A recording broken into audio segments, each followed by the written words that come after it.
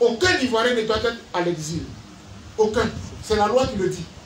Si vous prenez la constitution de Côte d'Ivoire, c'est l'article 22 qui le dit. C'est pour ça que dans toutes les chaînes de télévision où je passais en Europe, je disais, il faut que le président Ouattara fasse tout pour que Gbagbo rentre parce que c'est un droit de l'homme. On n'a pas le droit d'être à l'extérieur. Moi-même, j'ai parlé pour moi aussi. Donc, il a posé des pas. Le président Gbagbo est rentré. Il a posé des pas. Blé Bouddha a obtenu son passeport. Mais chaque fois, on tempête beaucoup hein, pour qu'on obtienne tout ça, mais on obtient quand même. Bon, hier, il a fait un grand truc. M. Gbagbo et Bédier sont allés le voir à la présidente de la République. Et je disais à des amis, à des collègues de l'université, si le président Laurent Gbagbo et le président Bédier se sont déplacés pour aller jusqu'au palais présidentiel, c'est qu'à faire le troisième mandat, là, c'est dehors, c'est fini. Parce qu'en allant au palais présidentiel, c'est que vous reconnaissez que le palais présidentiel abrite un président de la République.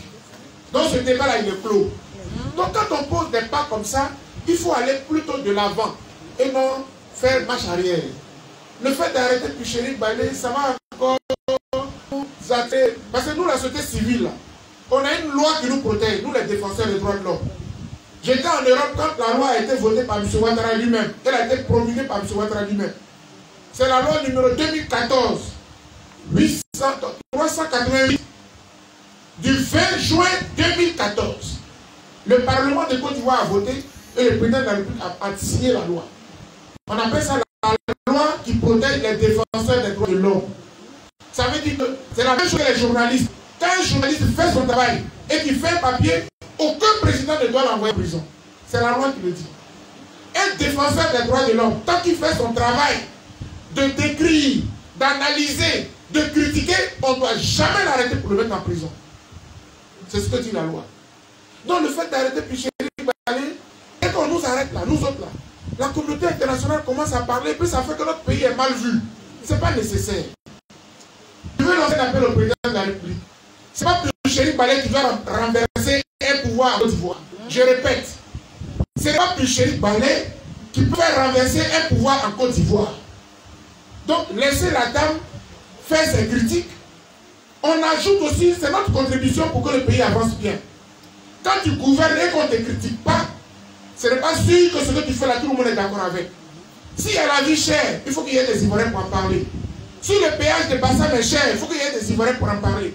Si on n'a pas d'hôpitaux, il faut qu'il y ait des Ivoiriens pour en parler. Et toi qui gouvernes là, tu regardes ce que nous on dit, et puis tu prends et tu améliores. C'est comme ça qu'on gouverne un pays. Macron là, on l'arrête partout tous les jours. On le critique tous les jours. Si vous voulez nous mettre en prison, vous allez toute la vie en prison. Ce n'est pas nécessaire. Je le dis parce que moi-même qui vous parle, on m'a mis sous contrôle judiciaire. Tout ça, ça rime à quoi? Nous, on est venu pour la réconciliation, mais vous traitez, ce n'est pas nécessaire. Donc, je lance un appel au président de la République. Il faut que s'il m'entend, et je sais qu'il va m'entendre, parce qu'il m'entend bien souvent, il faut qu'il la libère, et puis on va avancer. Demain, c'est l'indépendance, le 7 août. Moi-même, je serai à Yamoussoukro. J'ai été invité. Donc, on est en train de poser des pas pour que ce qui nous est arrivé en 2010-2011 là, ça soit vraiment dépassé.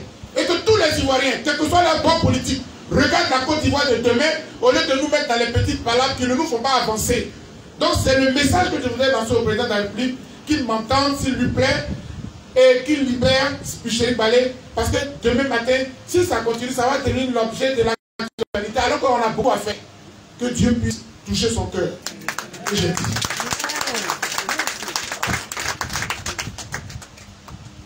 Deuxièmement, j'enclenche en même temps sur les deux sujets. Vous allez voir que je vais aller très rapidement pour que si les journalistes ont quelques questions, ils les posent. Parce qu'on a commencé très tard. On a commencé très tard et donc je voulais rattraper le temps. Sur la question, la question qui est facile pour moi à évacuer, c'est la question des soldats, les 49. Alors, regardez ce qui se passe. On ne s'est pas entendu. Picheri et moi, on ne s'est pas parlé. Et Pierre s'est rendu au Mali pour aller s'informer. Moi, avant d'en parler, j'ai demandé une audience au ministre d'État, ministre de la Défense de mon pays. Oui, je veux rencontrer parce que je vais parler devant les journalistes sur cette affaire des 49 soldats. Vous savez, chers amis, je suis militant des droits de l'homme. J'ai critiqué le président Laurent Gbagbo avant de le défendre. Quand il était président, je critiquais tous les jours à la télévision. Ceux qui sont ici, ils le savent. Et les gens du pays le savent. Je critiquais toujours le président. Mais quand il a été attaqué, je l'ai défendu. Mais tout en étant militant des droits de l'homme là. Je suis un Ivoirien et je suis un patriote. Un patriote, ça veut dire, si mon pays a un conflit avec un pays à l'extérieur, je ferme les yeux, je soutiens mon pays. C'est ça. Maintenant, même si mon pays a tort, je dis au président de la République, monsieur le président, là, c'est un non à tort. C'est ça le rôle de la société civile participative et constructive. Donc, j'ai demandé une audience au ministre de la Défense. Je voudrais profiter de votre rencontre ici pour dire merci à M. le ministre d'État, ministre de la Défense, M. Birahima Ouattara, qui m'a reçu. Il m'a reçu avant-hier, de 15h30 à 16h. Je pense que c'est un honneur qu'il m'a fait, mais je voudrais que tous les ministres de la République regardent le comportement du ministre d'État, ministre de la Défense. Dans la société où nous sommes là, si les autorités gouvernementales ouvrent leurs bureaux, lorsqu'il y a un problème, on vous écrit, on vous téléphone, si vous nous recevez là, on ne va pas faire des bruits devant la presse. C'est parce que vous refusez de nous recevoir que nous disons tout et n'importe quoi dans la presse. Un pays, d'abord un ministre même c'est quoi? Parce que souvent, il faut qu'on rappelle un peu aux gens que quand tu es ministre là, tu es notre envoyé. La définition étymologique du mot ministre, ça veut dire envoyé. Tu es mon ministre. Quand mon pays a un problème au niveau de la fonction publique, c'est toi qu'on envoie pour aller voir le président pour nous dire de trouver des solutions. Le ministre ne serait pas Dieu. Encore moins même le président de la République. Parce que pour être président, c'est moi qui te vote. Donc à la vérité, qui est chef? C'est moi. C'est le peuple qui est chef. Et toi, le président, tu n'es là que pour servir le peuple. Ça, c'est pour ça que j'ai écrit un livre, j'ai écrit 6 livres maintenant. Mon dernier livre s'appelle « Qui est le président de la République ?» C'est quoi un président de la République? Les mamans, il y a beaucoup de choses que vous ne savez pas. C'est pour ça que vous nous avez mis à l'école, pour que nous puissions aller nous éclairer, pour venir vous informer. Le président de la République, là, ce n'est pas notre Dieu. C'est notre envoyé, c'est notre serviteur. C'est nous qui le votons pour qu'il nous serve. Et puis on lui donne l'argent. Parce que l'argent là, c'est quand on prend les taxes au marché là, c'est tout cela qu'on réunit pour que le président puisse exister. Pour qu'il roule dans la belle voiture là, c'est notre argent qu'on prend pour lui payer. Mais on ne sait pas ça. On ne sait pas. Et on pense que quand le président est là, c'est Dieu. Aucun président n'est Dieu. C'est nous le voulons. Pourquoi on te vote plutôt qu'à notre Dieu? Nous on te vote, nous. C'est nous qui te votons plutôt qu'à notre Dieu. Non. Mais tout ça, on ne sait pas. En Europe, ils ont compris, hein. Quand le président descend de sa voiture là, il nous dit, le président, vous parlez, arrête. Vous n'avez pas à la télévision. Il y a un qui a giflé le président Macron. C'est comme ça. Parce que le ministre, le président, il est là pour nous servir. Je voudrais dire merci à M. le ministre d'État, ministre de la Défense, qui a eu l'humilité de m'accorder une audience. J'étais à m'informer sur la question des camps soldats. Il m'a bien informé. Mais l'information qu'il m'a donnée, c'est l'information de mon gouvernement. Maintenant, moi-même, je dois aller analyser pour voir un peu comment ça s'est passé. Est-ce que mon gouvernement a raison? Est-ce que mon gouvernement n'a pas tort? Mais dans tous les cas de figure, c'est mon pays. C'est mon pays. Et donc, c'est pour cela que sur cette question, la position que la FIDOP, parce que je parle, c'est Dr Boka qui parle, mais Dr Boka est président d'une structure des droits de l'homme qu'on appelle la FIDOP. Donc quand je parle, j'engage ma structure. Avec parler de vous, je fais des réunions avec mes collaborateurs pour que quelle est notre position. Notre position là, c'est que la Côte d'Ivoire a connu trop de difficultés militaro-politiques et on ne veut plus de guerre. Non seulement on ne veut pas de guerre entre nous, mais on ne veut pas de guerre avec nos voisins. La Côte d'Ivoire est un pays ouvert.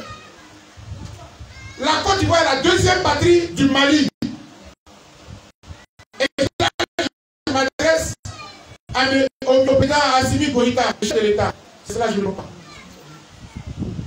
La Côte d'Ivoire est la deuxième patrie du Mali. Si vous regardez le nombre de Maliens dans notre pays, la Côte d'Ivoire c'est la deuxième patrie des Maliens. On ne gagne rien à être opposé à se faire la guerre. S'il y a un problème administratif, on le règle. Parce que de tout ce que j'ai entendu, honnêtement, j'ai lu les journaux, je ne me suis pas prononcé, jusqu'à ce que je rencontre le ministre de la Défense, que j'écoute un peu ses collaborateurs. À la vérité, la Côte d'Ivoire n'a jamais eu l'intention d'aller déstabiliser le Mali. Je répète, les autorités ivoiriennes là, que j'ai rencontrées là, elles n'ont jamais eu l'intention d'aller déstabiliser le Mali.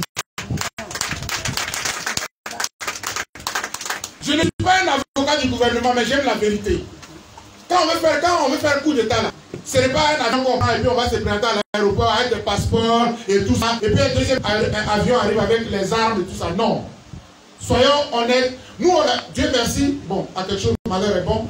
On a vécu tout ça là, donc on peut en parler. Ici là, il y a eu rébellion. Ici là, il y a eu coup d'État. Donc, on est bien placé pour connaître, pour voir comment les choses se passent ici. Ceux qui ont attaqué la Côte d'Ivoire ne sont pas venus à l'aéroport par avion et tout ça. C'est pas comme ça que ça se passe. Et les autorités ivoiriennes n'avaient pas cette intention. Autre chose. Les militaires qui sont partis, je me suis rendu compte, et l'ONU le confirme, ce n'est pas la première fois qu'ils partaient. Ça fait la 8e fois que les militaires partaient pour remplacer les autres. Ça, il faut le noter. Seulement, c'est que le contexte qui prévaut au Mali actuellement est un contexte très sensible. Les autorités maliennes savent qu'elles sont venues après un putsch, après avoir renversé IPK. Donc, vous savez, quand on a fait nous-mêmes un coup d'État et puis on est au pouvoir, on a peur de tout ce qui veut faire semblant, qui veut faire un coup d'État. Je répète, peut-être que je ne vais pas te bien entendre.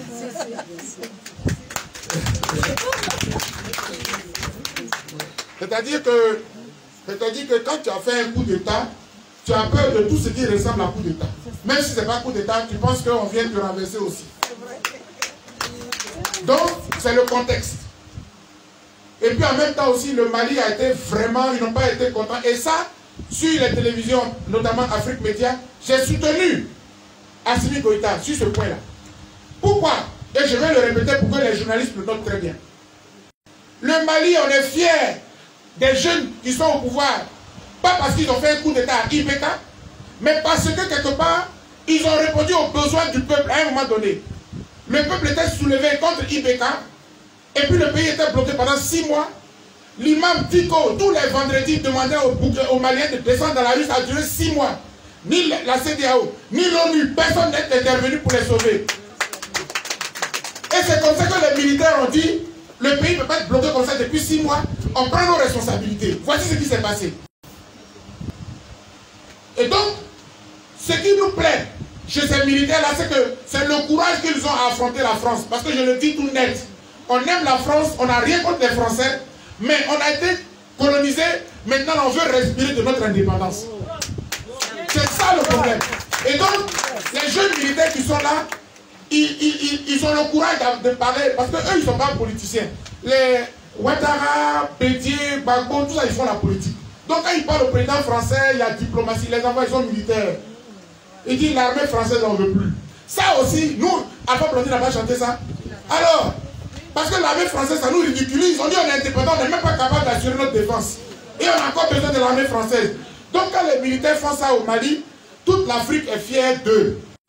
Donc ce que je veux envoyer comme message au chef de l'État malien aujourd'hui, au président IPK, au président Assimi Goïta, c'est de tout faire pour s'entendre avec le président Ouattara. Pour que les deux pays frères restent frères. Que les deux pays frères restent frères. Et ça vraiment, s'il m'entend, c'est le message que je veux lui envoyer. Tous les Africains, les intellectuels se sont levés pour que le Mali quitte sous l'embargo, sous les sanctions de l'ONU, sous les sanctions de la CEDEAO. On a soutenu le Mali. On a soutenu le peuple malien. Ce n'est pas maintenant là on va venir se mélanger entre nous. Non, c'est le message que je lui envoie. En même temps que je lui envoie ce message, je voudrais envoyer le message aussi à mon président, au président Ouattara. Monsieur le président Ouattara, vous êtes à la sous-région, vous avez le respect de tous vos compères chefs d'État. Je ne parle pas des problèmes internes qui nous ont divisés, parce que moi-même, j'étais toujours opposé au président, je vous ai beaucoup critiqué. Voilà, on a dit tout ce qu'on voulait. Vous avez qu'un enfant à l'exil. Ah, vraiment, les paroles qui sont dans son bac cadeau. Ça, en exil. Tu te dis, mon pays est riche. Je suis là, je souffre, j'ai les plans ici dans le phare. Et tout ça, j'ai laissé mes enfants. Donc tu attaques le président. Donc le président lui-même, il a attaqué beaucoup. Mais je lui suis désolé d'avoir accepté que je puisse revenir au pays. Le message que j'envoie envoie au président de la République, c'est de tout faire pour renouer avec... Ce sont ses enfants même, ses petits frères, pour que l'entente revienne. Je suis sûr qu'il fait appel au président Faure Gnassingbé pour être l'intermédiaire de cette affaire, parce que le ministre d'État m'a confié que, en fait, le gouvernement ivoirien s'est fâché lorsque les Maliens ont demandé aux Ivoiriens de prêter des excuses. Hein, je pense que c'est ça. Hein, quand j'ai essayé son docteur, c'est parce qu'au fond, il y avait un vice de procédure au niveau administratif. Voilà, la relève est partie, les autres disent qu'ils n'avaient pas été informés. Pour des détails comme ça, on va séparer deux pays? Non. Mais connaissez mon parti. Je suis un Ivoirien, je suis un patriote. Quand je regarde comment les Français fonctionnent, vous attaquez la France, tous les anciens présidents, même Marine Le Pen, elle se rend au palais. Les gens font un bloc pour défendre leur pays. C'est ça, une nation. Nous devons être solidaires. C'est vrai qu'on peut avoir des divergences avec le président Ouattara. Il y a des aspects de la gouvernance qui ne nous plaisent pas, surtout moi qui défends les droits de l'homme. J'estime que les prisonniers, les emprisonnements et tout ça, ok. Mais ça, je ne peux pas faire prévaloir ça lorsque mon pays est en danger face à un autre pays. Qu'on le veuille ou pas, on a 49 soldats de Côte d'Ivoire qui sont arrêtés au Mali. Ce n'est pas digne de la Côte d'Ivoire et je n'en suis pas fier. Donc sur cette question, à moins qu'il y ait quelques questions des journalistes, mais c'est globalement, madame la présidente, ce que je voulais dire. Je vous l'avais rassuré, je ne peux pas, si moi, je veux prendre des positions contre le gouvernement Ouattara, s'il veut dire quelque chose contre le chef de l'État, je ne peux pas profiter de votre conférence, de votre invitation pour le faire. C'est comme si je vous mettais en danger.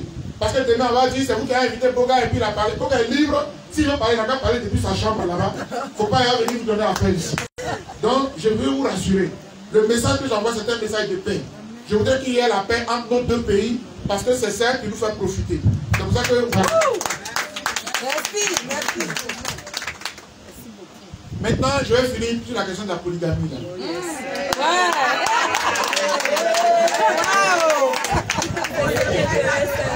Le fils, la maman. On va les bosser. On va les quitter. Alors, vous devez voir que sur la question de la polygamie, je voudrais rappeler aux journalistes que la FIDOP a sorti une déclaration. On a sorti une déclaration, je ne tirerai pas en plusieurs exemplaires malheureusement, sinon elle a été produite le 12 juillet. On a sorti cette déclaration. Donc ce que je vais dire à la vérité se trouve dans notre déclaration qu'on a pondue sur la question. C'est pour cela que, au lieu de lire, je ne vais pas venir ici pour faire un coup, on n'est pas en amphi. C'est comme si on était au village, il faut que j'explique clairement. Maman Tchekoura, il faut que vous sachiez que il y a des femmes qui soutiennent la polygamie là. Oui, oui. Vous savez qu'il y a des femmes, hein? Hein? Bon. Donc, ce qu'on va faire sur ce sujet, vous allez voir, je vais faire un petit exercice comme on fait souvent avec nos étudiants en amphi, mais je vais échanger un peu avec vous. Si le micro est prêt, je vais poser une ou deux questions, vous répondez, et puis je vais vous dire pourquoi la polygamie là même là, c'est pas bon pour les femmes. Parce que le député qui a présenté le projet, il a des arguments, mais des arguments trop petits, quoi. Parce qu'il ne sait pas dans quoi il se trouve, quoi. Donc il faut que je lui explique. Il faut que je lui explique. Les mamans, nous sommes nés dans la polygamie. Il faut que les choses soient claires. Peut-être que question-réponse, on va laisser comme on n'a pas assez de temps. On est né dans la polygamie. On va dire au député, je vais rappeler son nom, Sangaré Yacouba de Koumassi. Je vais lui dire que la polygamie, on n'est pas étranger à la polygamie. Nos parents nous ont conçus même dans la polygamie. On sait ça. Et je vais lui dire aussi que dans notre société là, on connaît des voisins, des voisines, ou même on a des gens, des maris même, qui sont dans la politique. On sait ça. Mais légaliser, c'est un autre débat. Je vais répéter. Il ne faut pas qu'ils croient que nous, on ne sait pas. Parce qu'ils disent, oui, c'est une affaire sociale, c'est une habitude. En fait, on est hypocrite. On n'est pas hypocrite. Ou alors, si on est hypocrite, on préfère être hypocrite tant qu'on révalorise la femme. Parce qu'en fait, ce n'est pas un problème de ce qu'on est ignorant, on est hypocrite. La réalité, c'est que les gens ont plusieurs femmes. Et puis nous, on fait comme si on ne voit pas. Ou moi-même qui parle, tout le monde a dit que moi-même qui parle, je suis un saint. Non, mais venir prendre tes défauts, venir prendre tes péchés pour en faire une loi, c'est autre chose. Parce que, chers amis, chers hommes, c'est un peu comme ce que notre tricherie là, on verra ça légal. Pourquoi on veut faire ça? Pourquoi on veut faire ça? Et puis on dit non, il y a des mamans là, bon, elles ont des enfants, elles ne sont pas prises en compte. Alors, vous voyez ce que je suis en train de faire, je prends point par point et puis je réponds. On a sorti une loi pour que les enfants qui ont été conçus hors mariage soient pris en compte, soient reconnus. Ça c'est bien. Maintenant, si dans notre pays, les mamans sont lésées, parce qu'elles ne sont pas dans le foyer, elles sont dehors. On a reconnu leurs enfants. Mais si on ne les reconnaît pas, mais le Parlement peut faire une réunion et puis dire, bon, comme on a reconnu les enfants et ils sont pris en compte, qu'est-ce qu'on peut faire pour que les mamans aussi, la maman des enfants, là, on puisse trouver un moyen pour qu'elles soient prises en compte? Parce que le monsieur qui allait faire les enfants avec la maman qui est dehors là, c'est qu'il a les moyens. Donc dans ce cas, dans son salaire, il a qu'à lever quelque chose pour donner à la femme pour dire. Est-ce que vous comprenez? C'est-à-dire qu'on peut trouver une solution.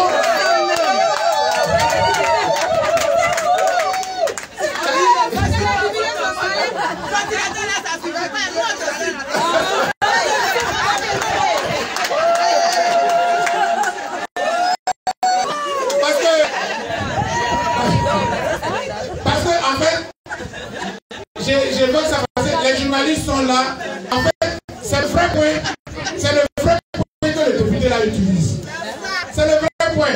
On est hypocrite. On fait des enfants avec les femmes qui sont dehors. On ne reconnaît pas les femmes là. C'est vrai qu'on a reconnu les enfants, mais elle n'a pas de droits, elle n'a rien, etc. Mais dans ce cas, si c'est ça qui est votre problème, si c'est ça qui est votre problème, je demande au président du Parlement, amis et frères, de trouver le moyen pour que les députés se réunissent pour statuer sur le cas des femmes épouses, non pas épouses, des femmes mères dehors, dont les enfants sont pris en charge par la loi. On a trouvé un dispositif pour les prendre en compte aussi. Mais pas une loi pour légaliser la polygamie, c'est dangereux.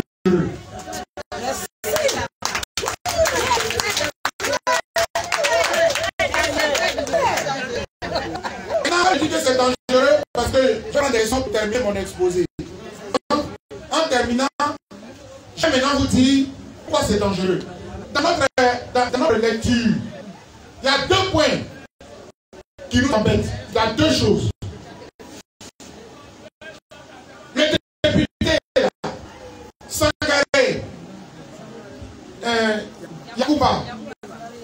Ouais, Sangaré Yacouba.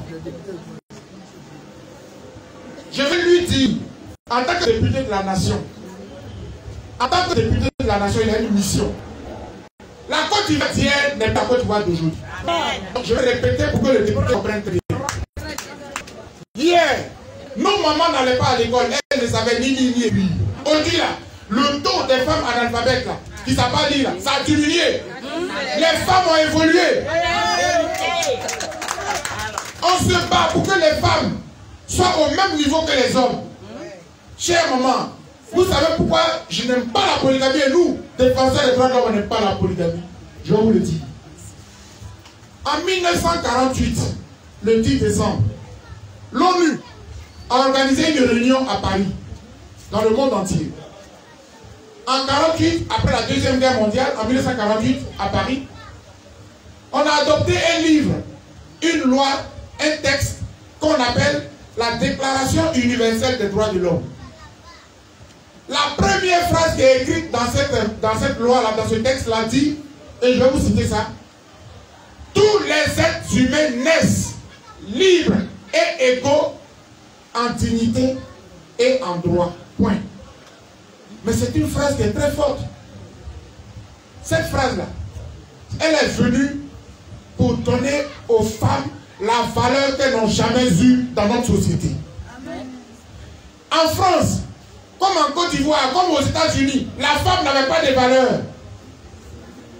Et au fur et à mesure que la société a évolué, les femmes se sont battues pour qu'on les reconnaisse comme égales de l'homme du point de vue de la dignité et de la valeur.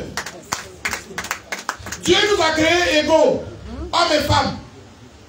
Même s'il y a un chef de famille, ça c'est autre chose, il faut le reconnaître. Je ne suis pas en train de dire que dès qu'on retourne ici, mon mari n'a plus de valeur, mon papa, non, tu ne peux pas dire ça. Il est toujours le mari, il reste le père. Il a sa dignité de mari. Mais attention, au regard de ta dignité d'être humain que Dieu a créé, ton mari n'est pas plus important, n'a pas plus de valeur que toi. Tu es égal à lui. Nous sommes égaux. En dignité et en droit. L'homme et la femme. Et aujourd'hui, regardez le monde.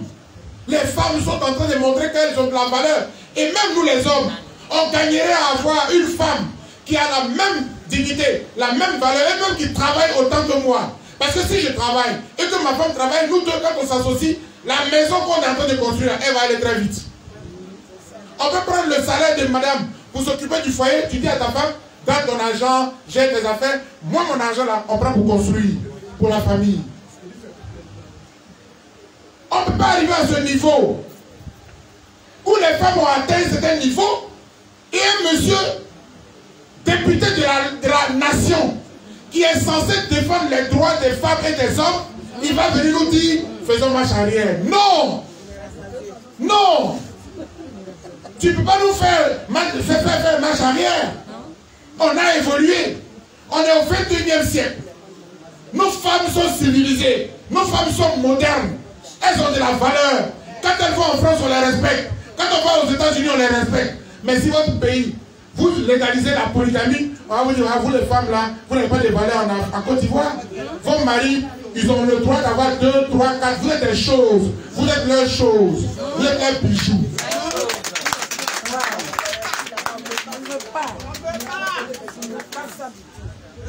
Donc, je le dis, chères dames, notre pays là, dans la sous-région et même dans le monde, on est un pays particulier.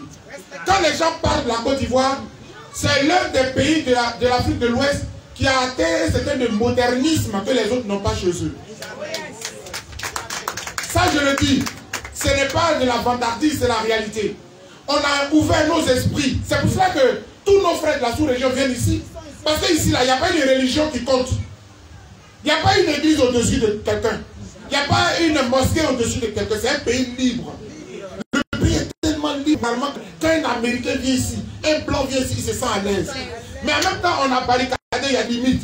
Ce n'est pas parce que le pays est libre d'esprit qu'on va venir faire l'homosexualité. Non. Ce n'est pas parce que le pays est libre d'esprit qu'on va venir faire n'importe quoi. Non. Comment? T'as un bidon comme ça? Toi, tu as le cas de la polygamie. Mais attends.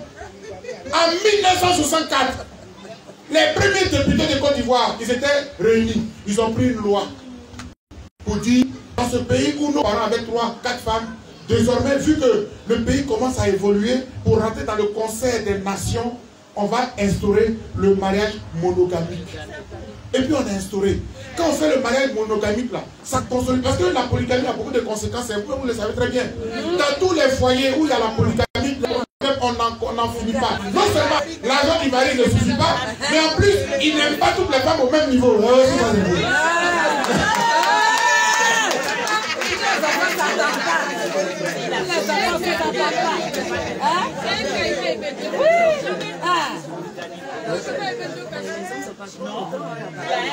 Ah oui, oui. On me dit, ma chérie, la gossina me dit, président, on dirait que les hommes sont pas trop contents. Non.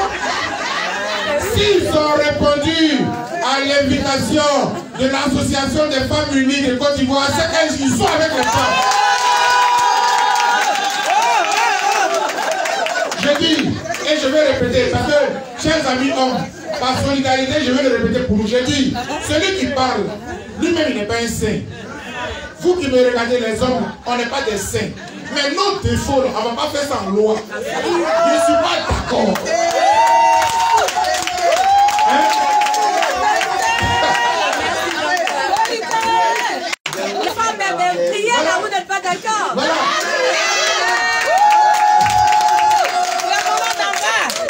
Et donc, je disais qu'il y a deux choses qui font que vraiment, sur la question du député, il nous fait faire marche arrière. Je disais qu'il y avait deux sujets, deux points principaux. Premièrement, c'est que les femmes ivoiriennes ont vraiment évolué. Et du point de vue, au regard même de la mentalité, de la civilisation, du monde en général, elles se hissent au même niveau que toutes les femmes du monde. Et notre pays a fait un pas. On est l'un des rares pays dans le monde où, vous voyez, même le taux des étrangers, il suffit même pour que vous compreniez qu'on a un brassage culturel incroyable. Regardez l'hymne national de notre pays, l'hospitalité nous impose de s'ouvrir aux autres. On n'a pas de problème avec ça. Un pays comme ça, vous n'allez pas venir dire instaurons la polygamie.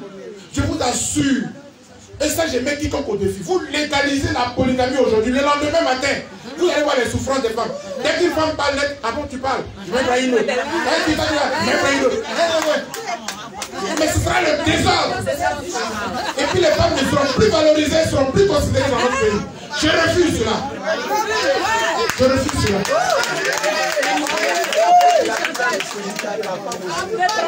Très bien. Maintenant, oui. Maintenant, il me rappelle un autre argument. Ils ont dit, on dit que, mais le député là, Sangaré là, il a dit, mais polygamie que je veux là, il y a polyandrie et puis il y a polygynie. C'est-à-dire que l'homme peut prendre plusieurs, mais la femme aussi peut prendre plusieurs maris. Je veux dire, vous insultez l'intelligence des femmes. Vous insultez l'intelligence des femmes. Citez-moi un seul pays au monde. Citez-moi un seul pays au monde. Mais citez-moi quelle culture où une femme peut se permettre d'aligner deux hommes. Peut-être sont des vagabonds, je ne sais pas, même les vagabonds, vous avez l'utilité. Non, cher frère, monsieur le député, soyons sérieux. Vous savez très bien que ça ne fonctionnera pas. En fait, si ils veulent avoir bonne conscience, en disant non, on n'a pas dit seulement les hommes et les femmes. Vous savez très bien que la femme, elle n'osera jamais, une femme qui se respecte, aligner deux hommes. C'est pas possible. Et même dans notre culture, ça se fait déjà? Non, mais je sais.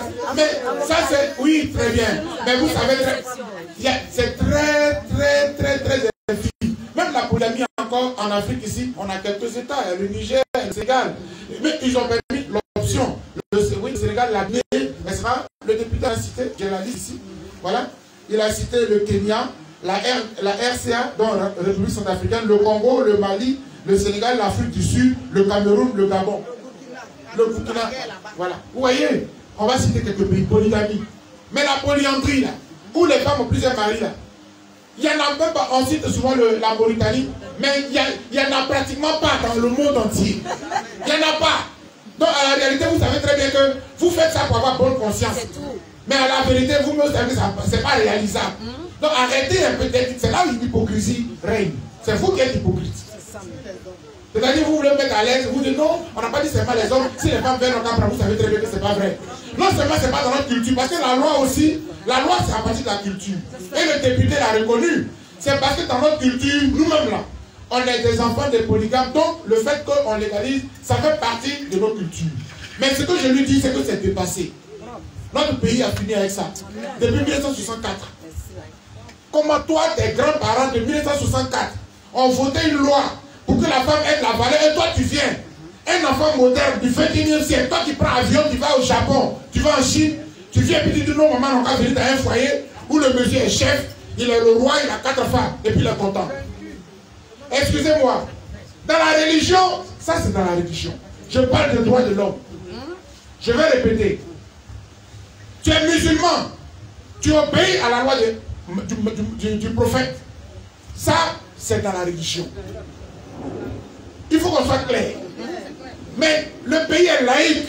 La Côte d'Ivoire n'est pas un pays musulman. Tant que la Côte d'Ivoire est un pays laïque, ce qui doit prévaloir dans ce pays, c'est la loi. Et la loi doit se conformer au monde entier. Et je m'en vais vous donner la deuxième raison pour prendre quelques questions s'il y en a. C'est que depuis 1960 que mon pays est indépendant, il a tout fait pour rentrer dans les grandes dispositions du monde entier. La Côte d'Ivoire est rentrée dans l'ONU. La Côte d'Ivoire a signé des textes dans le monde entier. Je vous cite un texte. Parce que les gens pensent qu'on est au village. On est au 21e siècle, les gars. la loi sur... oui, attends, je vais retrouver ça ici. Voilà, pourquoi vouloir légaliser? Ok. Voilà. Merci. En 1995, vous faites temps encore là, et le 1993, donc c'était dédié. La Côte d'Ivoire a ratifié un grand texte. Un texte de l'ONU. Le texte là, le titre s'appelle comment? Convention sur l'élimination de toutes les formes de discrimination à l'égard des femmes. C'est un texte de l'ONU qui a été adopté en... La Côte d'Ivoire a signé ce texte en 1999. Le 6 septembre 1999. Mais le texte que je viens de lire, ça veut dire quoi? Convention sur l'élimination de toutes les formes de discrimination à l'égard des femmes. C'est-à-dire que l'ONU dit tout ce qui peut constituer un handicap, une humiliation d'une femme, on bannit ça de toutes les lois du monde. Et puis l'ONU dit tous les pays du monde, si vous êtes d'accord avec ça, venez signer la convention. C'est-à-dire qu'on n'a pas obligé, hein, on n'a pas obligé mon pays en 1999 à aller à l'ONU pour dire tous les députés ont signé que la Côte d'Ivoire veut respecter le texte qui dit qu'on doit respecter la femme dans sa dignité et jamais tout ce qui avilit la femme, tout ce qui humilie la femme, c'est banni, c'est interdit. Ça a été signé en 1999. Comment toi, un député, tu sais très bien que la Côte d'Ivoire a ratifié un tel texte qui protège les femmes, qui bannit toute humiliation des femmes, mais la polygamie, là, tout le monde sait que c'est une chosification de la femme. Excusez-moi du peu. Je suis un mari, j'ai le droit sur les femmes, et ça c'est connu. Un mari analphabète, pardon, excusez-moi, un mari polygame, il est le chef de ces femmes-là, et il a autorité sur les femmes. C'est lui qui choisit. C'est le maître, c'est le patron, et tout le monde doit lui faire allégeance. Et pourtant on dit que nous sommes égaux en dignité et en droit. Après, du moment où vous permettez à votre mari d'avoir plusieurs femmes, c'est que vous acceptez de vous soumettre, de vous diminuer, de vous rabaisser pour qu'il soit le chef. Vous n'êtes plus égaux en dignité et en droit. Parce que lui en a trois, et toi tu es sa chose. Je ne suis pas d'accord avec ça.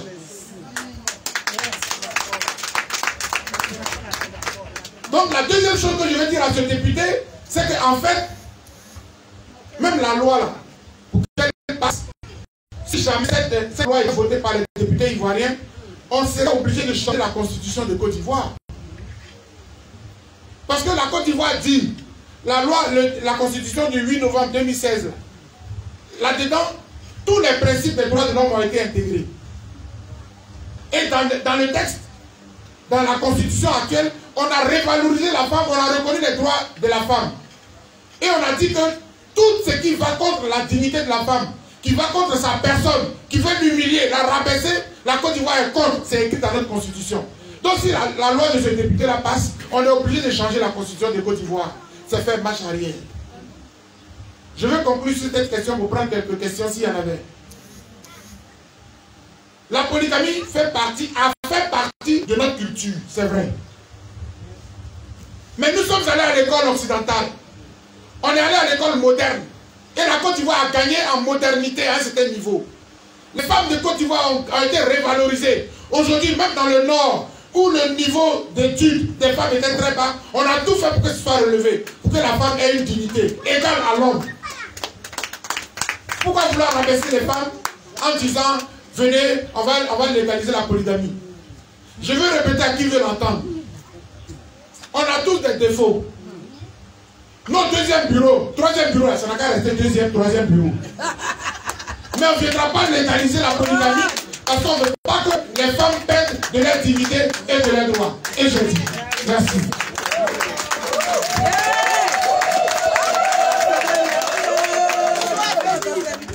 Ok, merci, monsieur le conférencier, docteur Boga. Merci beaucoup, docteur. Merci beaucoup. Je vous souhaite un homme de mérite et à sa juste valeur. L'apprécier autour du projet Kenkana, Madame Aignan, Nicoté Koura, c'est pas des hasards. Et de passage, nous disons merci à la chefferie Kenkana par Eros, Sa Majesté, ainsi que sa notabilité, que j'espère d'ailleurs J'ai dit merci aussi au tout puissant président, voilà, la fédération des associations de tout le Pleu, le monsieur qui vient de venir passer, il s'appelle Son Thomas, des amis de tout le Pleu. Nous avons 3 questions seulement. 3 questions, oui. Ok, je vais nous excuser un peu.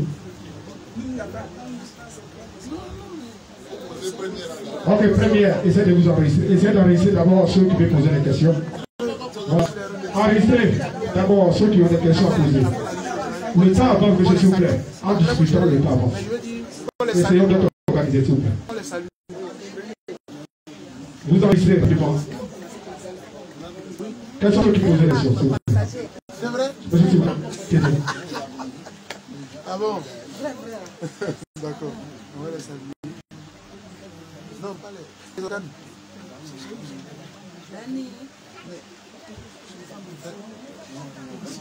Voici est là. Les organes, on veut couper les organes, c'est les organes qui m'intéressent. Vous les saluez. Allez-y. Oui. Bien. Merci docteur pour votre brillant exposé sur les différentes thématiques qui nous ont été données. En ce qui concerne la thématique des 49 soldats, on va commencer par là. On peut se présenter, oui. Voilà, on peut se présenter. Je suis Mamadou Karamoko de la rédaction Le Débat Ivoirien. Le débat Ivoirien, d'accord. Il y a une rencontre entre le ministre d'État, le ministre de la Défense, Téné Birahima Ouattara, avec les familles des soldats retenus au Mali. Très bien. Et là, il a rassuré les familles pour dire qu'il y a des négociations qui sont en cours au Togo pour pouvoir libérer nos soldats détenus là-bas. Vous venez de dire dans votre exposé qu'il serait peut-être, on pourrait dire que dans cette négociation, il y aurait une question d'ego. Puisque les autorités maliennes auraient demandé aux autorités ivoiriennes de présenter publiquement des excuses. Mais si c'était le cas, pourquoi, pour une question d'ego, pourquoi nous allons faire de cela un problème? On voudrait savoir, est-ce que c'est réellement le problème d'ego qui est au centre des négociations entre la Côte d'Ivoire et les autorités maliennes? Je voudrais savoir. D'accord, merci. 2. Concernant la question de la polygamie, dans votre exposé tout à l'heure, vous avez dit qu'il ne faudrait pas que nous prenions nos défauts pour en faire des valeurs et en faire des lois. Mais quand vous le dites, vous frustrez en même temps une autre frange de la communauté qui est ancrée dans une autre religion qui prend ces valeurs-là comme un principe de vie.